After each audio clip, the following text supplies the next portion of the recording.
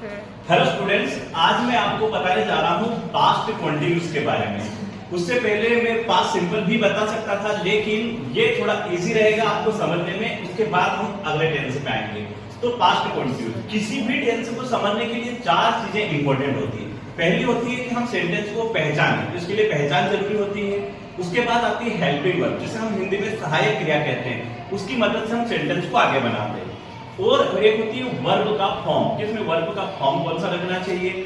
फिर आती है उसकी स्ट्रक्चर, या जिसे हम फॉर्मूला भी कह सकते हैं। अब यहाँ पर चारों चीजें मेंशन की गई है। पहचान, तो पास्ट कंटिन्यूअस की जो पहचान होती है वो रहा था, रही थी, रहे थे से हम करते हैं। मतलब कि किसी सेंटेंस में अगर आखिरी में रहा था कि वह जा रहा था, या वह पढ़ रही थी, या हम कोई काम कर रहे थे, इस तरह से हम उसे पहचान सकते हैं कि ये पास्ट कंटिन्यूअस का है। रही बात हेल्पिंग वर्ब की, मतलब सहायक क्रिया की, तो इसमें दो होती है जिनको याद रखना भी इजी होगा कि इसका यूज कहाँ होता है। एक होती है वॉज, एक होता है वर।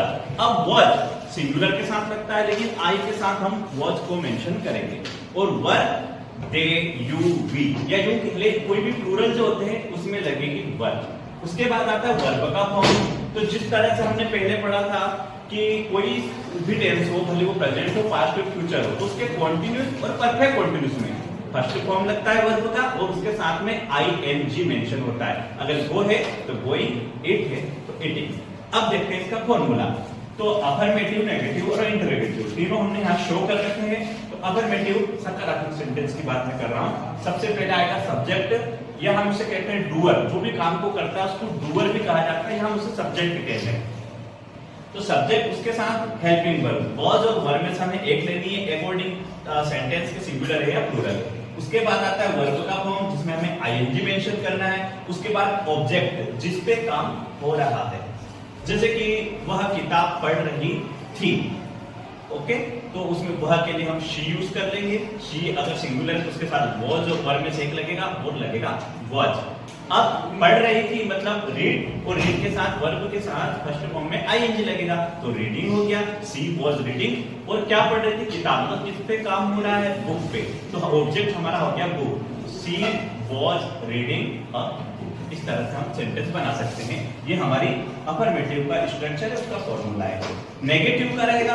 नेगेटिव बनाने के लिए क्या करना पड़ता है? हेल्पिंग वर्ब के साथ नॉट लगाना पड़ता है, बस। इससे ज्यादा हमें याद रखने की जरूरत नहीं है। अब हमारी हेल्पिंग वर्ब वॉज थी सी के साथ, तो she was not, but she was not reading a book. ये हमारा सेंटेंस नेगेटिव कंप्लीट हुआ। इंटरोगेटिव कैसे बनाते हैं?